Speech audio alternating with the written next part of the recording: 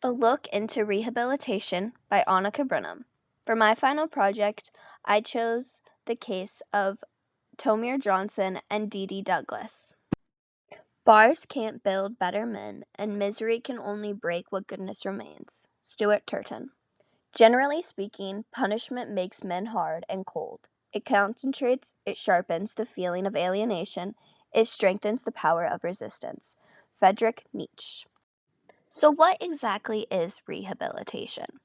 Rehabilitation refers to programs and services that are aimed at restoring offenders to law abiding lives by addressing the root causes of their criminal behavior and providing them with the necessary skills and support for successful reintegration into society. These services can be forms of mental health programs like counseling and therapy, along with substance abuse treatment, along with educational and vocational programs where we work with job training and skill development, along with community-based programs that have family engagement, reentry, and community involvement mentoring programs.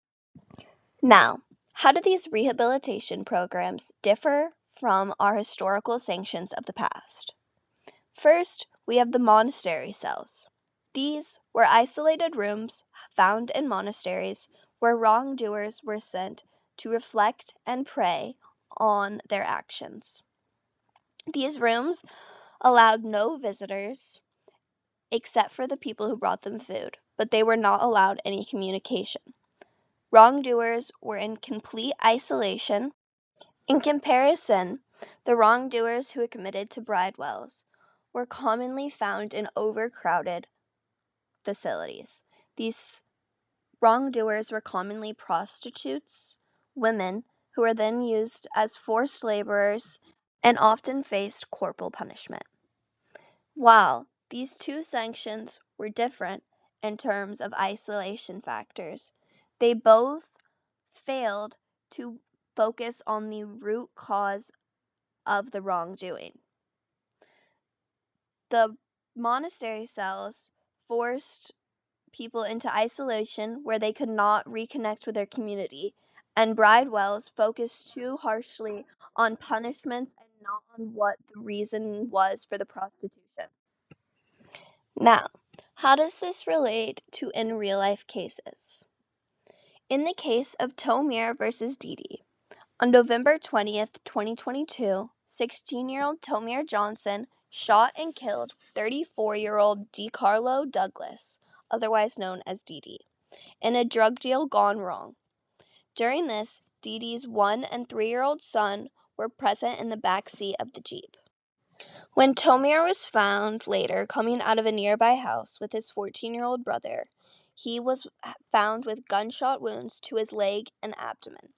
These were later to be discovered from Dee Dee's own gun. When police were investigating, they found text on Tomir's phone indicating that the brothers were planning on buying marijuana from Dee Dee.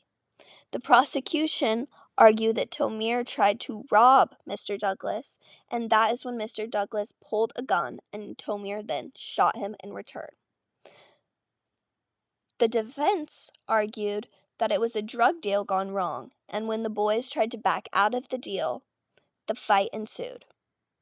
They also discussed the traumatic upbringing of Tomir from the age of 2, and while they discussed that this did not excuse his actions, it did show why he would have in the past posted things with guns or videos singing songs with lyrics about guns, as both of these had been used in the prosecution's arguments against Tomir Johnson. After the case, Tomir pled guilty to aggravated battery and assault with a firearm and was sentenced to 23 years in prison. Now, I would like to propose a different way of punishing Tomir Johnson, one that focuses more on the rehabilitation than just the incapacitation. Incapacitation is the act of physically stopping someone from committing a wrongdoing, while rehabilitation focuses largely on the underlying factors that led to this wrongdoing.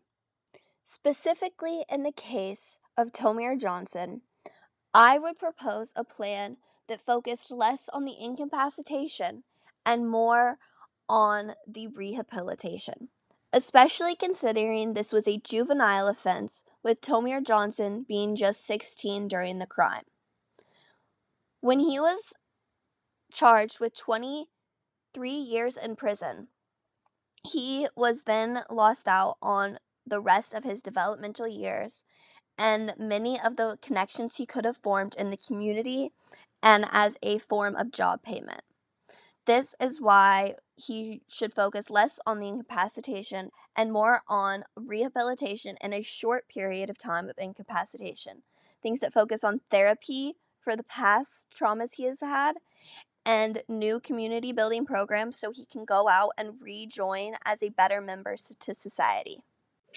This is why I believe rehabilitation is one of the best sanctions for wrongdoing, and why it would be the best for Tomir Johnson's case and for many cases like his.